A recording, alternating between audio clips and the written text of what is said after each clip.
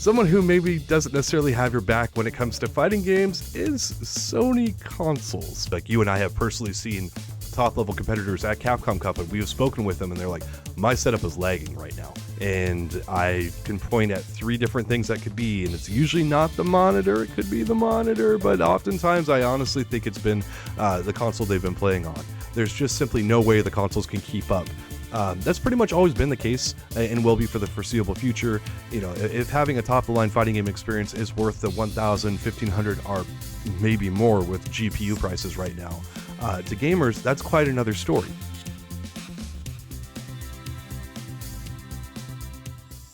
Will Street Fighter 6 be best on PC? Will it be the best way to play it? Because, you know, we've gotten used to playing on Sony, we've gotten used to playing on Microsoft. I want to, you know, people to weigh in on this. So, but Street Fighter 6 is coming. It's likely going to be announced in early 2022. That's less than half a year away. And I wanted to start priming the community on what they can expect from the game.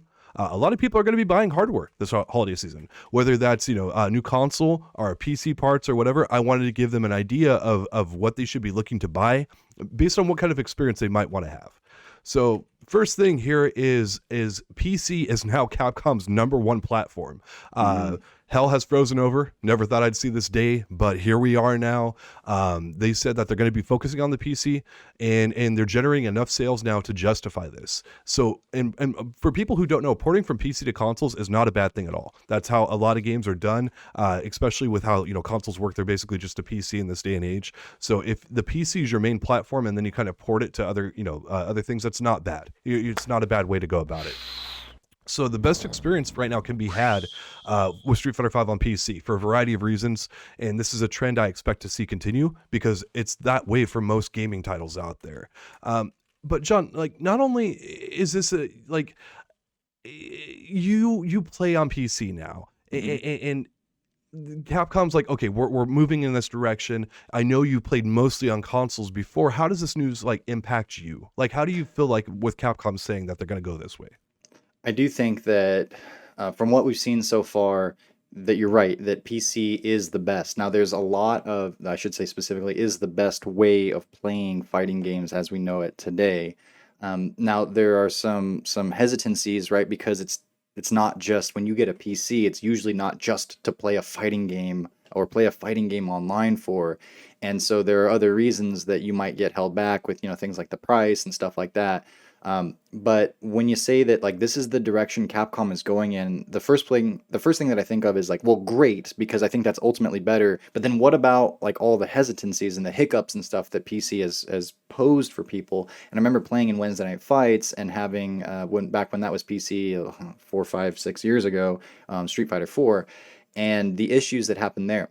I'm encouraged by this news that Capcom wants to specifically go in this direction, because if they have this as a honed in specific goal, then I bet you a lot of the issues like, oh, will people's fight sticks be able to connect, and will the game pick them up, and all those kind of little problems that we saw kind of come up when this has been tried in the past, at least for tournaments and such, will probably be fixed or attended to, or at least have more immediate and obvious solutions for. So the fact that Capcom has their eyes set on this is actually a very, very encouraging thing. The transition might be a little rough, but if you have Capcom kind of with its machete out there cutting down, bushwhacking for us, I think that's a good place to be.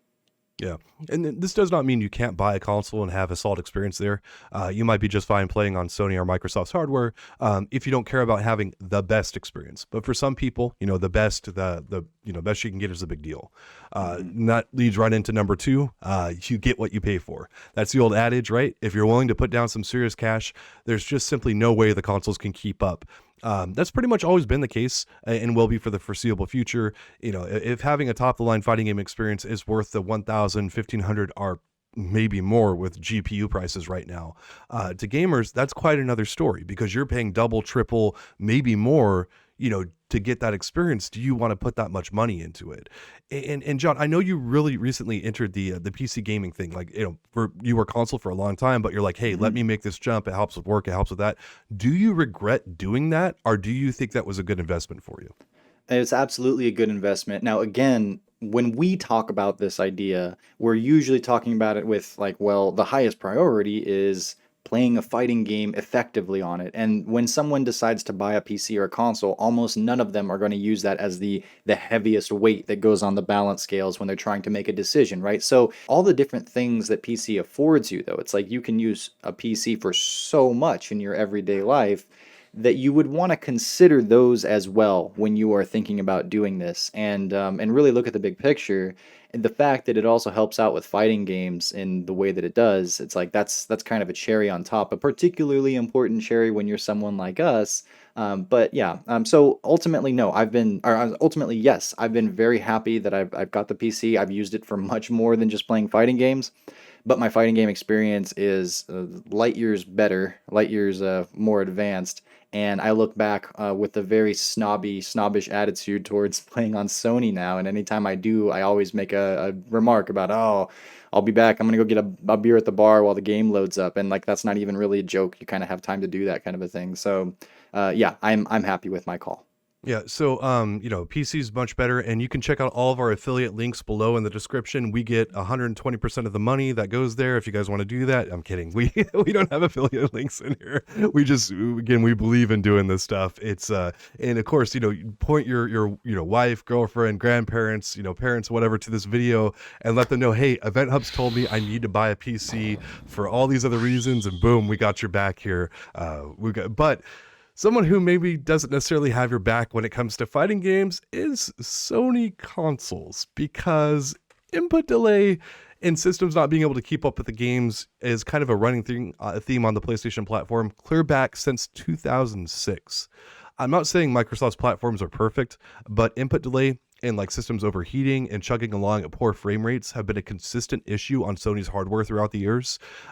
Input delay is definitely going to be a thing on PlayStation 5 yet once again, because Sony did not invest in proper architecture to avoid this. That said, how many people care about 1 to 2 frames of input delay outside of the hardcore community? When it means that yeah, I might have 1 or 2 more frames of input delay, but you know what I get? I get the next God of War game. So that's a big deal for a lot of people. They want to have. That's important to me. You're Yeah, playing on my heartstrings. not only you, but a lot of people. That was recently voted like the best game of all time, right? Like, I mean, that's high praise. So now, John, I know you play mainly on PC. Would you actually consider buying a PS5 to get some of those exclusive games? I bought a PlayStation 2 just to play Guitar Hero 3, and that was when actually PS3 and 360 were out, but I just wanted to play Guitar Hero 3, and it was available, and that was like the cheapest way I could do it. I was much younger at the time, so I did that. And then I got to play God of War, and that got me into the God of War series. And then I remember God of War 3 being on the PlayStation 3, which I did not have. I did not buy a PlayStation 3 to play God of War 3. I figured out another way to play it. And that just went to my local arcade in the box spot where they would have consoles and you could pay for time there and play. And that's how I did it. And I got a PlayStation 4 because of Street Fighter. But to answer your question, I do want to play the new God of War game. I would not be getting a PS5 for the sole reason of doing that. You'd have to have like 4 exclusive titles for me to really consider buying like an entire console, at least at this point in my life. And so, no, I will not be buying a PS5 for the sake of God of War. And unless there is a handful of other Sony exclusive titles on that caliber, which I don't even think there are, then you won't be seeing me get a PS5, at least not for those reasons. Yeah, those are good reasons for some people. And again, I don't begrudge anyone that they're like, look, I got to play these games. It's like, yeah, I mean, get a PS5. It's fine. It's like this is a trade-offs that everyone's got to make. Like, do you want to buy a PC and spend a bunch more? Do you want to buy a Sony console and have an inferior experience probably to everyone else, kind of thing? Maybe this comes out. I don't think it's going to come out on Switch. I don't know if it could run it, but maybe Nintendo or Capcom and Nintendo can surprise you on the stuff they release. But I haven't talked a lot about Microsoft now, and here at the number 4, I want to talk about them. Microsoft's hardware still is not better than a PC.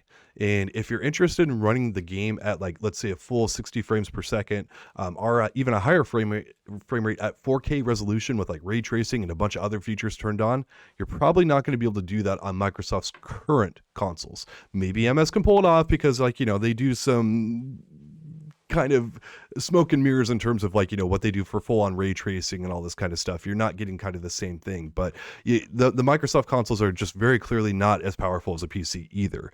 But Microsoft has done more to offset stuff like input delay issues. They actually have pretty good tech in there for that. But you still have to pay for, a fee for playing games online.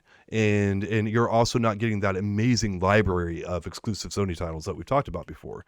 So, but John, if you were going to buy a console, right now, would it be Microsoft or Sony's? I have to consider, I grew up as a Nintendo boy, and there was that time where they kind of made it like you play Nintendo games or you play PlayStation games, and there was some so that like kind of fake rivalry or such. And I was always Nintendo.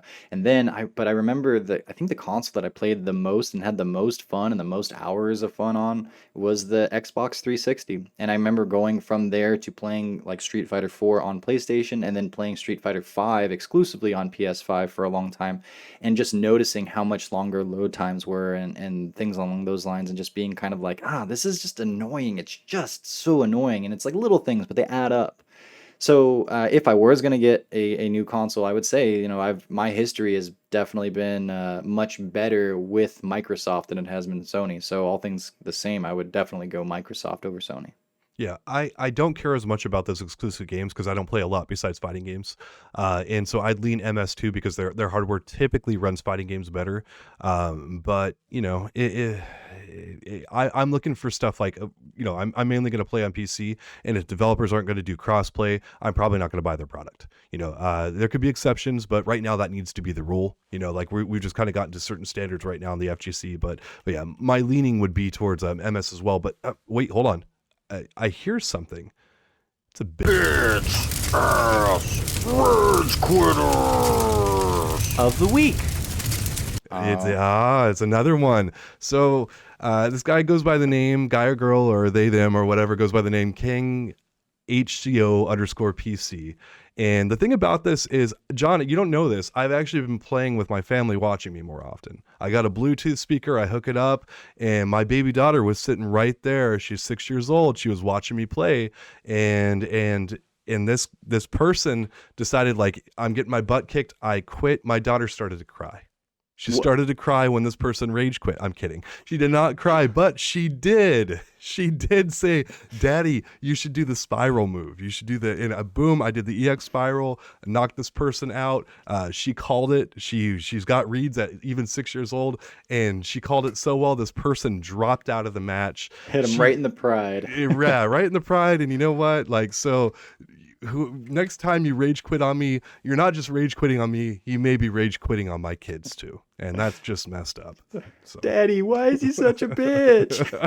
Exactly. And sorry, honey, like I don't teach you that language yet, but pretty soon if you play fighting games, and then you have to ground her, because she's been using just so much negativity. You're just pouring that ink in the well, you jerks. Yep. Stop doing that. Yeah. So if you get hit by an EX spiral, that could be my daughter sitting right by me saying like, "Hey, do that move," and she called it and it worked perfectly. So yeah, I've got some little help on my side now. That's gonna make me rage quit the next time I play you if I know that's what went down. Yep. All right. So back to it here. Finishing off the list, number 5, embracing PCs for tournament. This is potentially big in some circles. If you play in the competitive scene.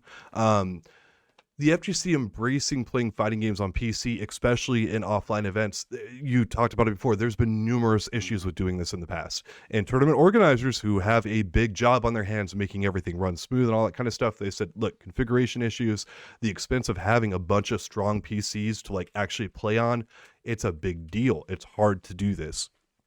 And flat out, it's been so hard to do this that they've basically stopped doing it. They almost always run on console. But if there's enough demand from players and there's enough support from players, we're the FGC. We freaking adapt. We get into this stuff, and it's like if there's a problem, it's like, okay, is there enough motivation? Is there enough people trying to want to actively fix this problem? We overcome it. That is our traditional history here, and especially again with major sponsors like Intel, Alienware, and companies of that nature out there. They're spending big money on esports titles, so it's not a thing of if we can do it, it's just, do we have the grit to get through it? Can we push through this and make it a thing? But John, I know that this is a particular difficult one for you, because you're one of the people I'm talking about when I say that, they went to playing on PC and the experience was really rough. So, like, what if the next offline tournament you ran entirely on PC? Like, there's probably a lot of trepidation from you there if that would, be No, the case. I expect, I hear what you're saying, and yes, I expect that there would probably be some bumps in the road, and that sucks, but I think that would be necessary growing pains, and the more you figure out, oh, there's an issue here, oh, there's an issue there, you can prepare for that in the future and in future iterations, and like people like Capcom can build their games with PC in mind. You can make waves like that or make progress like that where you essentially make the whole process easier. And so I think we just need to kind of dive in and try doing it. And hopefully it's already easier than it was a few years ago when I first experienced it. Those tournaments, like, yes, there were a few times where we had to like, oh, we need to alt tab out and check the drivers or restart the game, and that's a little annoying. But also the game boots up way faster on PC, Yeah. so there's that Yeah. too. Even then, that was not a deal breaker for me. I know that there were some issues with it, and maybe it was rough for other people, but that wasn't a deal breaker. And now knowing how much there is to gain of playing on PC over playing on Sony consoles at least, and I guess consoles in general, we've established. No, it's totally worth it to wade through that muck, figure out where the bumps in the road are, so that we can smoothen them out. And then ultimately, what are we going to have at the end of that? Is we're going to have the most effective and efficient platform to play our games on. So Yeah. I wholeheartedly embrace it. I think that it needs to happen, and expecting that there should be some bumps, and that's fine. That's good. We'll figure them out. Yeah, numerous other esports titles, they run great on PC. It's just a matter of finding a good happy medium out there. And it's, as you say, there's going to be some bumps. We'll get through that, and then we're going to be all the better for it. And there might be some cases to run it on console still, like where it makes sense. But overall, if we can move to PC and get stuff set up in the right way, it's kind of better for everyone. And some of these issues, like you and I have personally seen top level competitors at Capcom Cup, and we have spoken with them, and they're like, my setup is lagging right now, and I can point at 3 different things that could be, and it's usually not the monitor. It could be the monitor, but oftentimes I honestly think it's been the console they've been playing on. And it's just, it's like, look, if you got a big beefy PC and you got people who work on PC hardware all the time, they can get that sucker dialed in where you're having one of the best experiences you can have, because it is just super dialed in. There's no delay, there's no anything. It's there's minimal, I should say, because if you play on the CRTs, the standard monitors we use, there's always some input delay, right? But it's just dialed into a heavy level with the stuff like NVIDIA, what they're doing right now with input delay technology and stuff. You can have an amazing experience on PC. So anyway, Embrace the PC culture. Yep. Yeah, there it is. So, but there are other reasons again to buy a console. That's what we covered here today. If you want to get a Microsoft console, Sony console, it's fine. Just know the drawbacks going into it. Know what you're in for, and if you're good with that, then buy the hell out of it. Like if you can find them, buy the hell out of it. Like enjoy your experience, enjoy your God of War, enjoy whatever the MS equivalent it would be, like Halo, I guess, or something like that. The Halo that they keep delaying and like keep redoing because it doesn't look good enough and all that. Look forward to that. And what I'm really saying, they're not taking the chicken out of the oven too early. I gotta applaud them for that. MS and Microsoft, please sponsor the show, because or Sony, you can if you want.